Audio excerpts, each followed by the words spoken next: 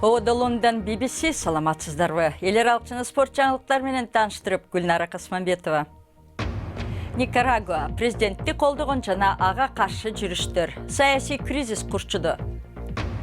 Түштүк Корея порнографияга бөгөт коюу. Аялдар аларды коргогон чараларды талап кылууда.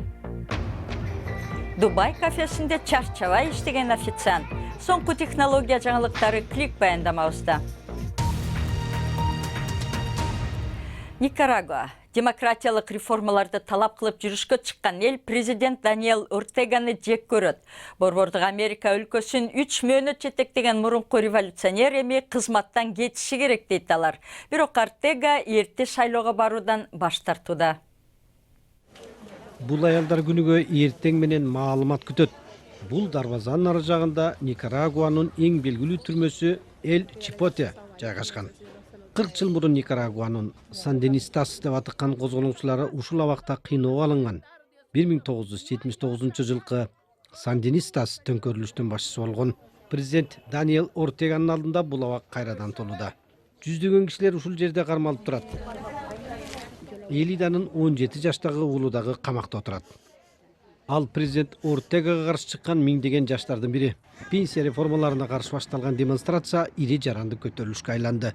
Буга чейин 350-ге жакын киши набыт болду. Алардын көбү студенттер.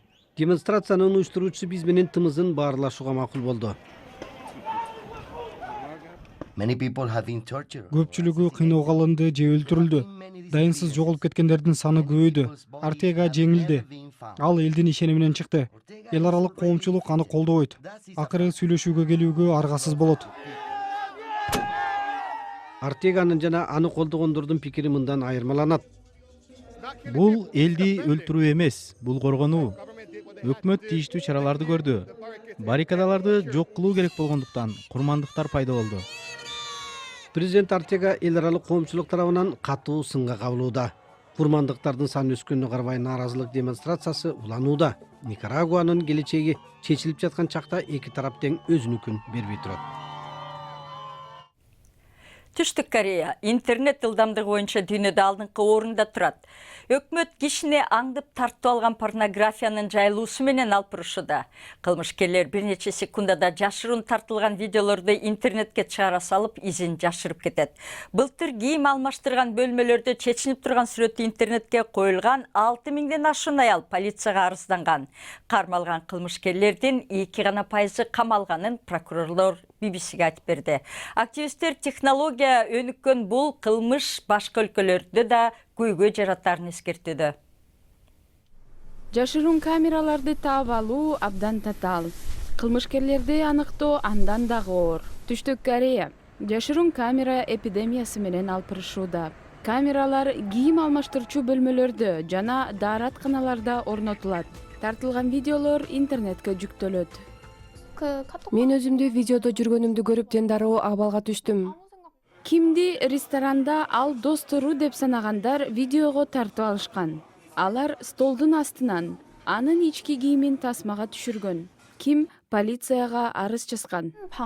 Мен өзүмдү жалгыз сездим. Эркектердин баары мени сексуалдык буюм катары карап жаткандай туюлду. Балким мени күнөөлөйт деп ойлодум. Үй бүлөмдөн, курбуларымдан жана башкалардан корктум. Алар мени бул эркектерди карайт деп чочуладым.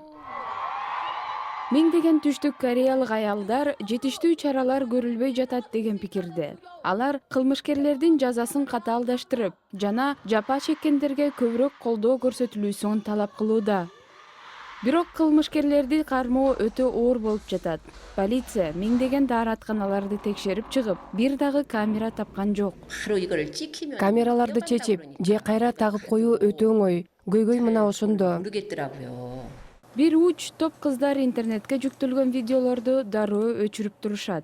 Алар бул көйгөй дүйнө жүзүнө тарашы ыктымал экенин эскертишүүдө. Швеция жана АКШда ушундай кылмыштар катталган. Бирок Түштүк Кореяда технология абдан өнүккөн. Онлайн кылмыштар бизде биринчи болуп чоң көйгөйгө айланды. Бирок бул маселе башка өлкөлөргө оңой эле жайылып кетиши мүмкүн. Биз аны чогуу чечүүбүз керек. Түштүк кореялык кыз-келиндер болсо жашыруун камера менен тартылган порнографиялык видеолорду токтотуу үчүн күрөшүн уланта бермекчи. Сиз көрүп жаткан BBC эми күндүн башка кабарларынын тизмеги. Зимбабведеги эң ири көз карандысыз байкоочулар тобу президенттик шайлоонун расмий жыйынтыгы эрежеге ылайык деп билдирди. Эмерсон Мнангагва 51% добуш алды. Оппозиция лидери Нельсон Chamisa шайлоо бурмаланганы боюнча далил келтирерин айтты. Улуттар уюму көп кишинин өмүрүн алган Йемендин Ходейда портундагы ооруканага болгон аба чабуулун сындады. Бул холера илдетин дарылаган өлкөдөгү бир уч мейманкананын бири эле. Бирок саудиликтер баштаган коалиция чабуулга тиешеси жок экенин айтууда. Холера коркунучу курч болуп турган чакта дүйнөлүк саламаттыкты сактоо уюму Йеменде эпидемия башталышы ыктымал экенин эскертти. Apple баасы $1 триллион жеткен дүйнөдөгү биринчи коомдук компания болду. Экинчи күндөн бери анын акциялары 9% өсүп, Нью-Йоркто $207 ашты. Кытайдын чыгыш жээгинде Жоңдари деп аталган тропикалык шамалдан Шанхайдын четинде жер көчкү жүрдү. Миңдеген тургундар көчүрүлдү. Транспорт үзгүлтүккө учурап, жүздөгөн бак тамыры менен жылынып кетти. Эми жаңылыктар соңунда роботтан баштап космоска чейин айтып берели соңку ачылыштар жана инновациялар тууралуу жума күнкү клик баяндамабыз.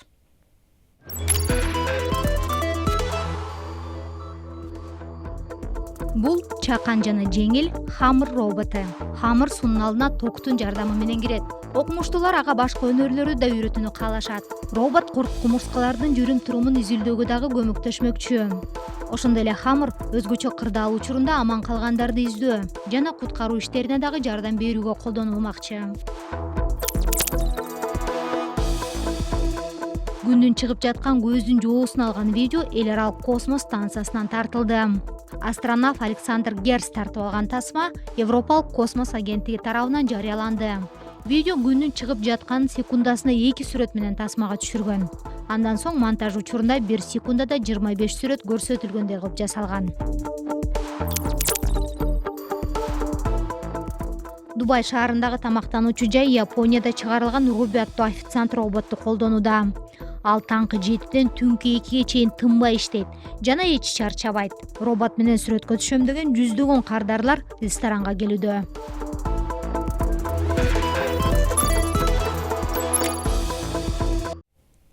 Эми спорт. Манчестер Ситинин чабуулчусу Габриэл Жезус клуб менен келишимин 23-жылга чейин узартты.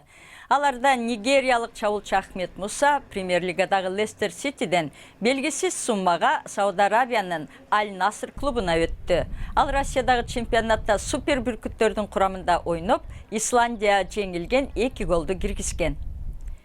Теннис. Калифорниядагы Silicon Valley классик турниринде Венус Уильямс британиялык Хезе Ватсонду жеңди. Ал эми британиялык мурунку биринчи дүйнөлүк ракетка Анди Мөррей румыниялык Мариос Копилди жеңип, Вашингтон турниринин финалын өткөндө ыйлап жиберди. Бул январдагы операциядан кийин 832 рангдагы теннисчи катышкан 3-чү турнир. 10 жаштагы бала дүйнөлүк рекордтон 1 секундага ашты. Мурунку рекордту Майкл Фелпс 23 жыл мурун койгон. Калифорнияда 100 метрге баттерфляй чабак урган Кларк Кентти достору жана күйөрмандары эми Супермен деп атап алышты. Ал 2024-жылы Олимпиадага катышкысы келет. Япония. Токиодогу кафеде кардарлар чай же кофе ичип тим болбостон күчүктөр менен ойнойт. Күчүктөр кардарлардын сүймөнчүгү. Алар менен ойноп, сылап, сүрөткө түшүшөт. Автоматтан чай, кофесин куйдуруп алгандан кийин бир топко чейин күчүктөр менен ойносо болот. Токиодо көп киши жалгыз жашайт. Батирлеринде ит бага алышпайт. Андыктан көптөр бул кафеге келгенде жакшы көрөт. Күчүктөн мурун адамдын өзү мээримге мукташкы дейм. Бул аптада сиздер менен Гүлнара Касманбетова болду. Дем алыш күнүңүздөр көңүлдүү өтсүн.